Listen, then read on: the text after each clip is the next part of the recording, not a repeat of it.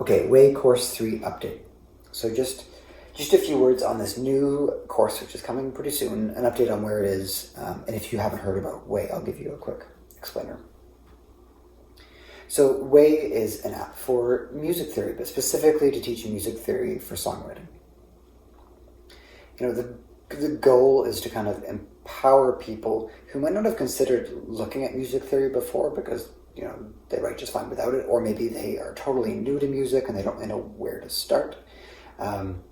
It's for those people to give you the skills you need to write beautiful music, you know, at whatever level you're in. So the first course, there's these courses in Waay, and there's two that come with it now, third course in the way.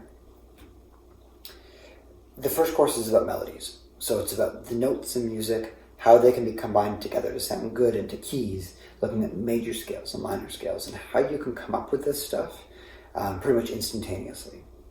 So a big focus of Waay is to not just teach, you know, the concepts, but interspersed with 5-minute videos of me explaining different topics are these kind of dynamic exercises where every time you do them, they're a little bit different. And the goal is to build these skills so they become reflex. So, you know, if a question is, what are the notes in the key of G? After you work through the lessons, after you work through the exercises, you end up in a state where you can just list out the notes without, you know, having to work anything out. It's just sort of there, right on the surface. And I think that is the most useful place for theory to reside in your mind, is kind of on the surface, ready to access whenever you need it. So we take that kind of concept, that approach, into the second course with chords, and look at the chords in a key, how we kind of extract them, look at major chords and minor chords and diminished chords, and how they come together in a key to sound good. And that brings us to the third course, which is coming out pretty soon, hopefully. And that's about progressions. And it deals with a very kind of common situation where you're writing however you want to write. Let's say you're coming up with, you know, you've got some chords you know, and you're playing them on guitar, piano, or whatever, and you like where things are going. You know, you have a few chords together.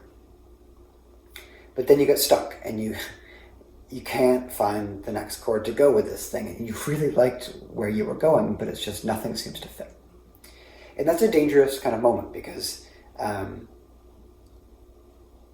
more kind of frustrated you get and the more impatient you get, a couple of bad things can happen then. You can either put the whole thing aside and get frustrated, and you could lose this wonderful thing you're creating and maybe not come back to it.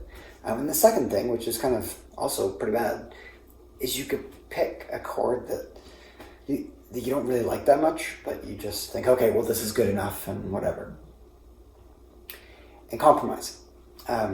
So where the course 3 comes in is it's all about looking at these kind of partial progressions and shortlisting chords that are going to sound good no matter what, so that you can apply your musical judgment. So basically, you see a progression, you identify the key, you shortlist just a handful of chords, and then you can use your musical judgment then on just a few chords to figure out what sounds good and where your progression is going to go.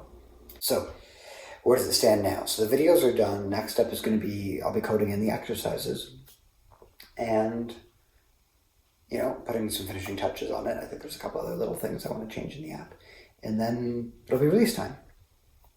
So how do you find out about it? But the main thing really is just to join the newsletter, where I put out, it's some product announcements, but it's a lot of just like blogs and musical reflections and that kind of thing. So if you go to tenkettles.com and scroll down, you can put your email in there and then you're added to the newsletter. Your email is literally just for me to send stuff to. It doesn't go anywhere else. So that's it.